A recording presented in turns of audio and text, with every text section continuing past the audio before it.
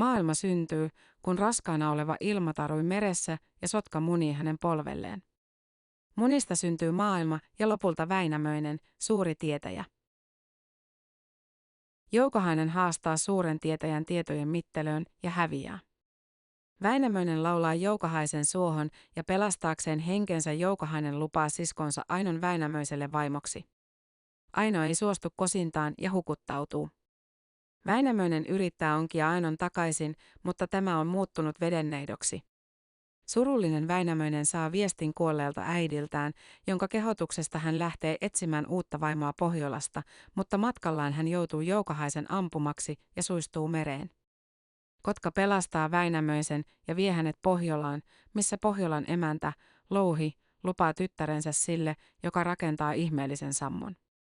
Väinämöinen ihastuu Louhen tyttäreen ja saa seppä Ilmarisen takomaan sammon, mutta Pohjolan neito ei suostu Ilmariselle vaimoksi.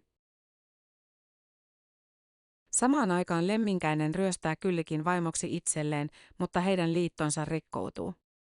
Lemminkäinen suuntaa Pohjolaan, kosii Louhen tytärtä ja joutuu vaikutuksen tehdäkseen suorittamaan vaarallisia tehtäviä. Lemminkäinen surmataan Tuonalan joella, josta hänen äitinsä haravoi hänet joesta ja herättää Lemminkäisen takaisin henkiin. Väinämöinen ja seppä Ilmarinen lähtevät molemmat kosimaan Pohjolan neitoa. Hän valitsee sammon takojan. Koittaa suuret Pohjolan hääjuhlat, joihin Lemminkäistä ei kutsuta. Lemminkäinen saapuu kuokkavieraana ja joutuu taisteluun, jossa surmaa Pohjolan isännän. Kostoa peläten hän pakenee äitinsä neuvomaan piilopaikkaan. Kullervo myydään Ilmarisen talon orjaksi. Kostaakseen hän surmaa Ilmarisen vaimon ja päätyy tietämättään viettelemään sisarensa. Kun totuus paljastuu, sisko hukuttautuu ja Kullervo surmaa koko Untamon väen ja tekee itsemurhan. Ilmarinen suree kuollutta vaimoaan ja takoo itselleen kullasta uuden vaimon, jonka toteaa kuitenkin kylmäksi. Ilmarinen, Väinämöinen ja Lemminkäinen päättävät lähteä ryöstämään Sampoa. He törmäävät haukeen, josta Väinämöinen valmistaa kanteleen. Pohjolan väki loitsitaan soitosta uneen ja Sampo ryöstetään. Louhi kostaa nostattamalla myrskyn ja lähettämällä merihirviö Ikuturson ryöstäjien perään.